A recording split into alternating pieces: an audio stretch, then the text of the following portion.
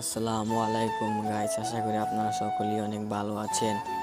আজকে আপনাদের সামনে আমি যে বিষয়টি নিয়ে আলোচনা করব সেটি হচ্ছে একটি কোয়েল খামারি তখনই সব থেকে খুশি হয় যখন সে 40 থেকে 45 দিন কষ্ট করার পরে তার পাখিগুলো ডিম দিতে শুরু করে।